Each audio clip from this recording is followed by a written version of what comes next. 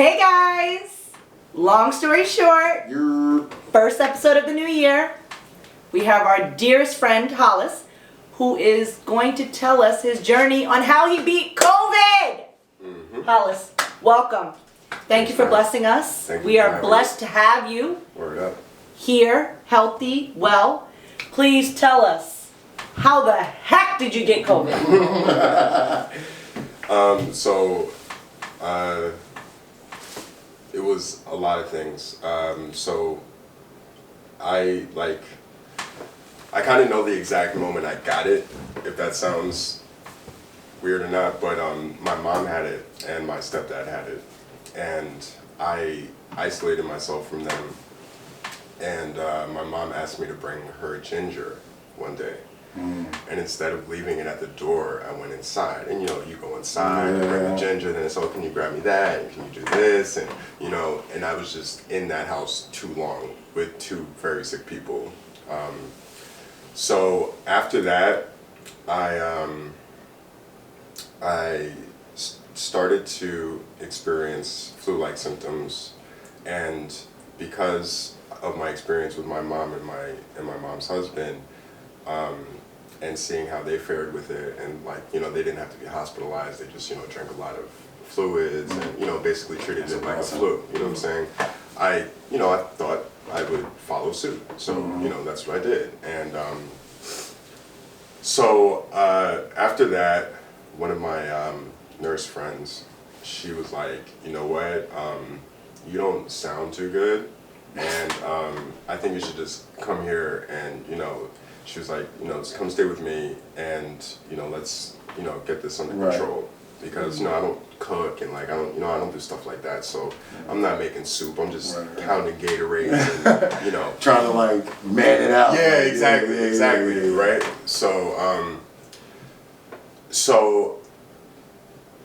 after I got there, things started getting progressively worse, and it came to a head when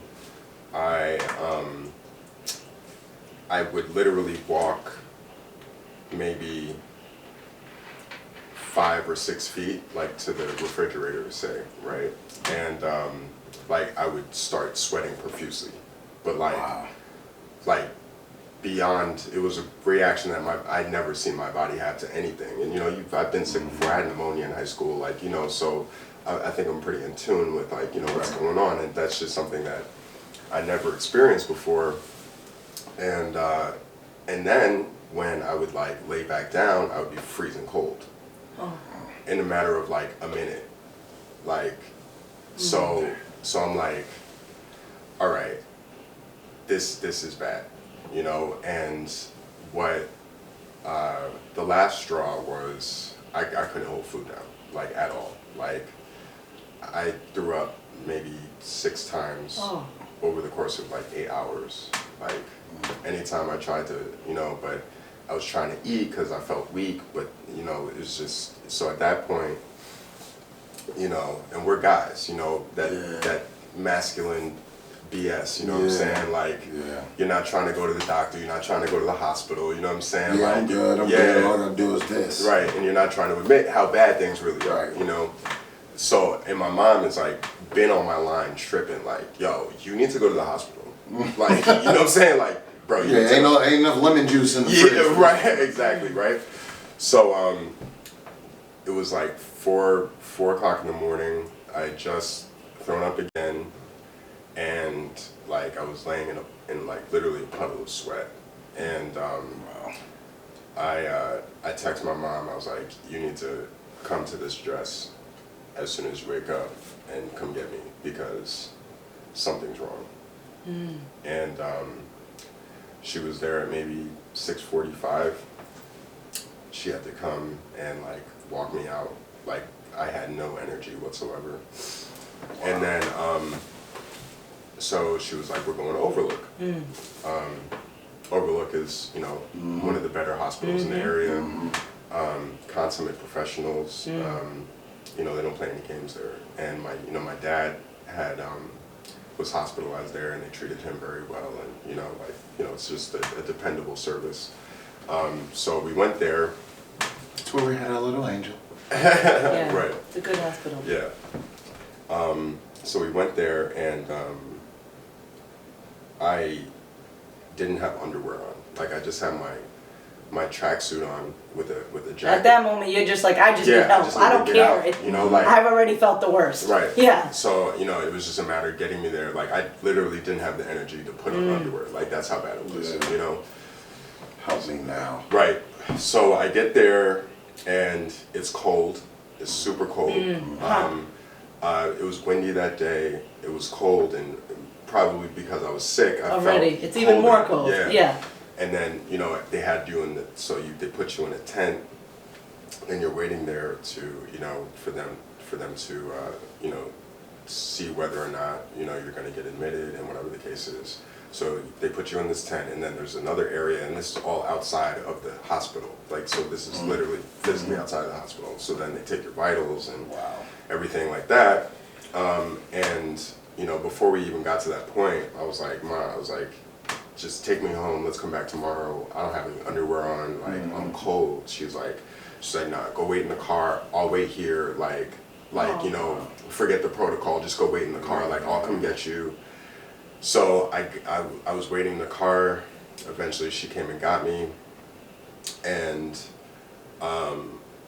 she, like, all my weight on her had to carry me into, like, the hospital. Like, and so, well, it carried me outside of the hospital where they, you know, take all the vital information. So they took my vitals, and they were like, you're not leaving. Like, and mind you, my mom and my stepdad had been through this process as well. Like, you know, they had to take and they said, no, you guys are good to go home. So I'm like, okay, all right. So I get admitted, and you know, you're not thinking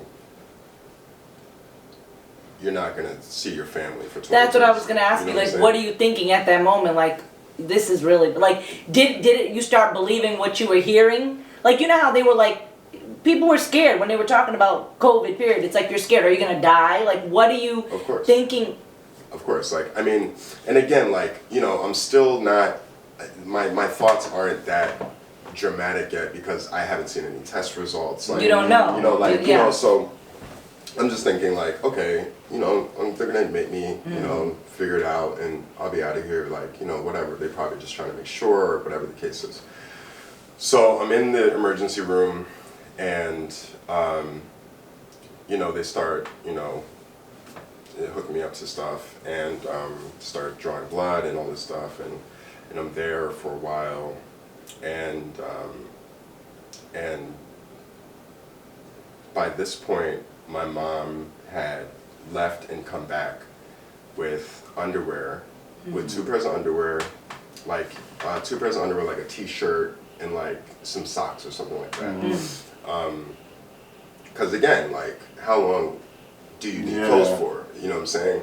Yeah. She just took whatever she could take at that point and to she get was you. also thinking, like, you know, 2 pairs of underwear is fine. Like, he's not gonna be And he's a boy. right. You know what I'm He's saying? not thinking nothing yet. Yeah, right. And guys don't need much Right. at that moment, right? And so we also, like, that was also the last thing that she was able to give me inside the hospital. Like, they shut down that whole, like, bringing patients, COVID patients stuff. Yeah. So, but, and she also got me my iPad. Oh. So, It was good. yeah, it was good. That was good. And that ended up being a big, you know, aid in my stay. So when things went left is when my blood results came back, and they said, hey, did you know you're diabetic? And I was like, what? I was like, what are you talking about? That's interesting. They were like, your A1C level is 13.2. I was like, what does that mean? Right, right. What are you talking about? You're talking about something totally different than what I'm. Right. Normal is 5 or 6. Wow. Damn. So my blood sugar level was like, I forget the exact number, but it was off the charts. It was almost like 400 or maybe like over 400, but it was like my blood sugar was insane. So now this exacerbates the situation because now you have a pre-existing illness, right? Yeah. And that is what was taking people out. So that's when I started getting scared because it's like, okay, I'm diabetic, and not only am I diabetic, but I'm like bad diabetic, like the diabetes is bad. So at this point, everything was haywire. Like my room was calm, and then it was like not. And I remember another lady asked me, like one of the first ladies that like really noticed something was off. She was like, take a walk with me. And I was like, I don't think I could do that. I don't think I could. No, she was like, no, let's just walk down the hallway and walk back. And at this point, they put on the pulse oximeter, and she was like, oh, your like oxygen levels in your blood are like 80% or something like that. They were like, yeah, this is bad. And then you're diabetic. So they were like, you're not leaving. Like, we can't let you leave. So now they start hooking up all types of devices and tubes and needles and because now they have to treat. Yeah, I would have been freaking out at that point. Yeah, no, I was freaking out, but I was also too weak. I was gonna say, like, you're just like, fix it, Yeah, whatever it is, do whatever you have to do. It was like an out of body experience. I'm just like looking at them, like put all these things in my arms and like, and on my chest and like, and then yeah, so Wow. so now they're pumping me full of stuff, and so then like it gets worse because then like my bowels start going crazy and things I'm not gonna say on here, but like like I've experienced some very like embarrassing things. Like my body went haywire, just like what I'm saying, from just not even for the first time you lost control. Yeah. And it had nothing. You had nothing. You couldn't do anything about it. Right. Now let me ask you: when you were there, were you felt weak, but was your body in any pain, or you just felt weak? I was in all types of pain. Like I couldn't breathe. It was like an aching, like unbearable. Like I couldn't. Like if I stood on your chest, that's how I felt. Like you can't breathe. And you couldn't take any, like before you decided you have to go to the hospital. Were you taking anything to help? Yeah, was anything helping you? No, I mean because here's the thing, right? And this is something that I don't think people make light of enough.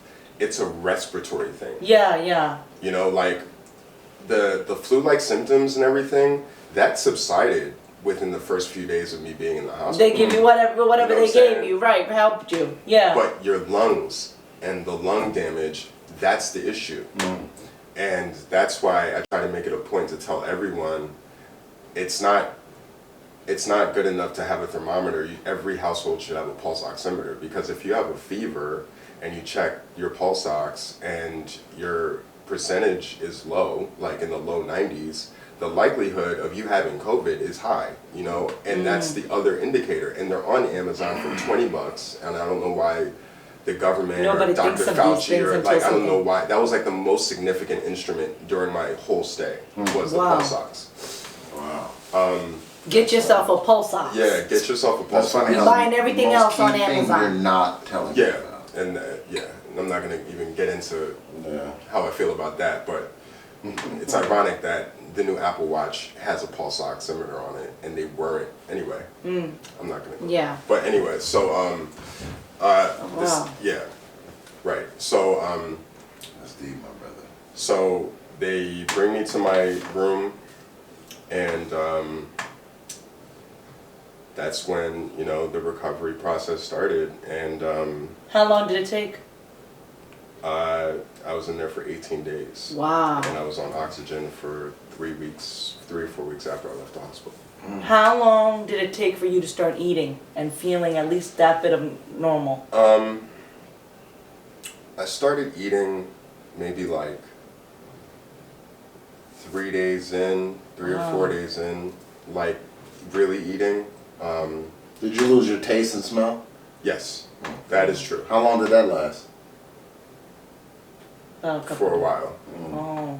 Yeah, for a while. That But would, like, that would annoy the what- shit out of me. Yeah. When you, like, obviously. Again, I know I have a deadly disease, but that would annoy the shit. Like, But- is this good? Yeah. My thing is, like, obviously, like, something like that, I could, anything, period, you're in the hospital, even if it's something small, you're in a place where you automatically know, like, I'm here because it's bad. You know what I mean? How did you get through that? Like, being in a hospital, like, this is not a situation where somebody can come sit with you all day and do puzzles or talk to you to make the time go fast. No. You're there by yourself. Yeah. What was your thought, like, what were you doing? How did you get through? I was going crazy. Yeah. Like, I can't make it pretty. Like, I cried every morning. Every single morning. Like, the nurses came into my room almost every morning and, tried to console me, and because I know. you're inundated with all this information on top of it. So, you're looking on the It's TV. sitting there. It's like nowhere for it to go. Yeah. But you have nothing else to think about but what they're telling you. Yeah, and what the TV's telling you, and what social media is telling you. And then, it got to the point where, like, I didn't even want to FaceTime, like, my friends or my family because I could see it on their face. Like, I saw how bad my situation was by their facial response to, like... And they don't even realize it. Yeah, they don't even realize they it. don't, but, Sometimes With the text is... everything, with everything that was going, I'm sorry to cut you off. No. With everything that was going on though, that would freak me out because it's like I'm watching how bad this thing is progressing or is. We're getting more knowledge on it, and it's starting to reveal itself to be very contagious and deadly. And here I am in the hospital with this thing that they're describing at this time that all these people are dying from. I'd be sitting there like, wow, this is how I'm going out? Like, that would have been my thought. Bro, that was my thought. That's crazy. You would not accept, but I know you. You would not accept that. No. But I know what you mean. And I mean, you guys do know me. I'm an optimistic person. Yeah, It takes, we've all been through a lot together, and it takes a lot, to, and then we have people around us that we can speak to, that we can communicate with, you know what I'm saying? So it's not like, like we have healthy relationships that help us deal with things, and, but this was just, and I was hopeful, but, as the days go by and your condition doesn't improve, You're just like, all right. What? And not even... Right, and then they can't give you information because they're still trying to figure it out themselves. It's new. So it's not even like they can say, You're basically a recipe that they're trying out. Right. Try this. Yeah. Let's see if it works. Right. Oh, okay. Let's Right. go back to this and Right. try something else. On the spot. Right. And the thing is, like, even like a simple thing is I get bad migraines, right? And mine, I'm always so grateful when I get them when I'm home, because it's a matter of crawling up, not caring how I look at that moment and I could just crawl up into a ball and lay out under a blanket until the medicine kicks in. When you're in the comfort of your own home or in that space where you're comfortable, it helps you because you could throw up on the floor, no one cares. You could, you have people to talk to. When you're in a situation where you're completely solo and they're telling you this is how it is, like you can't reach out, that makes you feel even worse. Like I would think I would be this, if you're telling me it's just me and I'm suffering like this by myself, like shoot me. Like, well, you know what I'm saying? It's It makes you feel like damn, I don't want to go out like this, and if I am, and it ain't even about that. that. It's like that moment is just a mind off. If you're home, you can switch on a TV. You could do something just to shift. The situation. What are you doing if you're in that hospital room by yourself? You know what I mean? Yeah. Yeah. Finding God. Yeah. No, it's so important. Seriously, it's a very humbling experience, when you realize that, it's not up to you. No. And Nothing even imagine matters. Nothing else I would even imagine matters. that the experience would have you live life differently. 100%. So how has that? So you went through. You were in the hospital. You said 18 days, right? So what happens? It's out of your system. They clear you, and you're just off your merry way. Like, how does that work? No. So, no. So what happened was, it's all based on, again, your oxygen levels, right? So if your oxygen levels aren't consistently over, I think it was like 92%, you can't leave, because if it drops, it's going to drop into the 80s, and that's too low for you to not be in the hospital, you know. So it has to be over a certain point. I forget the exact number, but at that point when, you know, my oxygen got consistent is when they said, okay, well, we can put you on oxygen at home, and, you know, just follow these procedures. But it was crazy because I was supposed to leave on a Saturday. I think it was the 16th, the 18th, I believe, the 18th of April. And the Friday before that Saturday, the night before, they'd taken me off oxygen. Like, they were like, yo, bro, like all day I was good. Like my vitals were good, my oxygen levels were good. You know, they were like, you know, call who you gotta call your mom, like, you know what I'm saying? Like, cause Come get me! Yeah. So, so the next morning I wake up and I can't breathe again. Oh man, see? And they were like, you can't go home. Jinx. That's when I gave up. Like, that moment is when I was like, okay, like, this is it. Like, cause, you know, at this point, You just told me I was good, and it just changed in a matter of hours. and that's how fickle it is, and that's why, you know, and there's no rhyme or reason to it, you know. It just, so like the toughest moment, my mom had been positive the whole time. Like, my mom didn't like crack a frown once, you know. And so the next day, she called me in the morning, and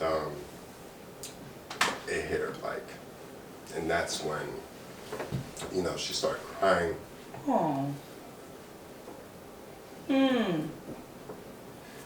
She was like, I just want you to come home. Yeah. Yeah. And I wasn't sure. It's heavy. You know, But that wasn't God's plan. it wasn't. And so, you know, Yeah. I got out, and you know, I had to make some serious lifestyle changes. Yeah. I mean, you know, just being diabetic by itself, you know. So I was like, oh, That was an immediate change you could make, just switch up your diet. Yeah, Immediately. That's the start, yeah. You know, and you know, so, and you know, I stopped eating meat a long time ago. So like, I have that discipline to, like, all right, what don't I have to do? Like, all right, I just gotta drink water and, you know, eat whatever. Like, fine, I can do that. Like, no problem. I told my doctors, I was like, watch, I'm gonna be diabetes too. I told them, I was like, yo. This is like kindergarten for you compared to what you just went through, and that's like the thing with people. Just don't. It's sad that you have to hear from like somebody's story for people to like believe, yo, this stuff is real. Yeah. You know, and that's so messed up. But that's how it is. People don't take it as seriously, and then why are you gonna start crying when it's too late? Right. When you know, my thing is, like, I always say, whatever is out there, news, whatever, dude, take what applies to you, and if it applies to you, pay attention. Right. Like, know that this is happening. Don't sit there and all of a sudden, yo, it's real, it happened, it like. You know what? Right, and I brought this magazine. So, Atlantic Health magazine spoke about my experience, and Wow. they published Oh. this. And I said something to that point. What did I say? Oh. You don't really appreciate healthcare people until you're the one that needs the help. You know, like you don't really appreciate Oh yeah, doctors are everything. situations, you know what I'm saying, until you're the one in need, you know, and then you are in their hands. Right, and that's why it was important for me to do this magazine. Shout out to them. And to talk to you guys because, you know, there's an awareness, like things, pharmacists, ambulance, everybody. Because it's at that moment, whoever it is, if they're not giving the right advice or they're not doing the right thing at that moment, it's a wrap. That's how simple it is. Yeah, like things up even further. Yeah. Like, and I'm one of those people. I'm like, I trust you did your studies. You're here because you know what you're doing. I don't even question. Do what you have to do. You know what I mean? Like, I don't ever. You guys know what you're doing, right? You've been a doctor for X amount of time, or you've studied this. You mastered this. Do what you got to do, please. Yeah. Just fix the situation right now. And it's real. And I need, like, it's important that people know this isn't like a conspiracy. Like, I'm not a government plant sent here to make people believe. Like, you know, I've heard the most outrageous things. And, you know, it's important that people have firsthand accounts from people in their community that experience this thing. Because, exactly. you know, like, we were all hurting. You know what I'm saying? Like, I know, like, all my friends and family were there with me in that room. You know, and, you know, to hear, you know, the naysayers and, you know, all the BS, it's like, nah, dude, like, there are people really suffering with things, you know, and...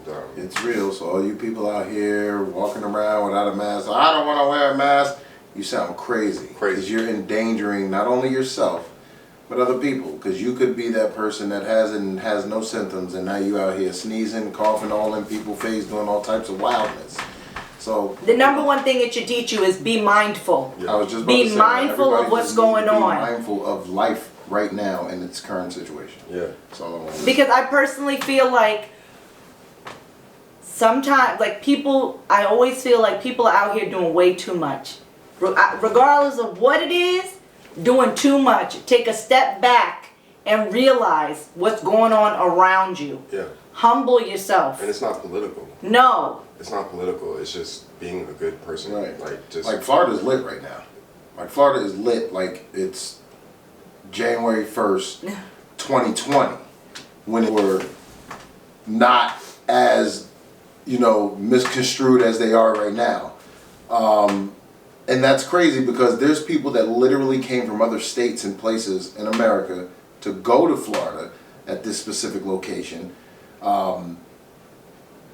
And literally their excuse was because we're tired and we're bored and we wanted to get out and enjoy life like it's normal. Now you got to keep in mind, all these same tired, bored, enjoy life like it's normal people are going to now leave and go back to wherever they came from, all across the country.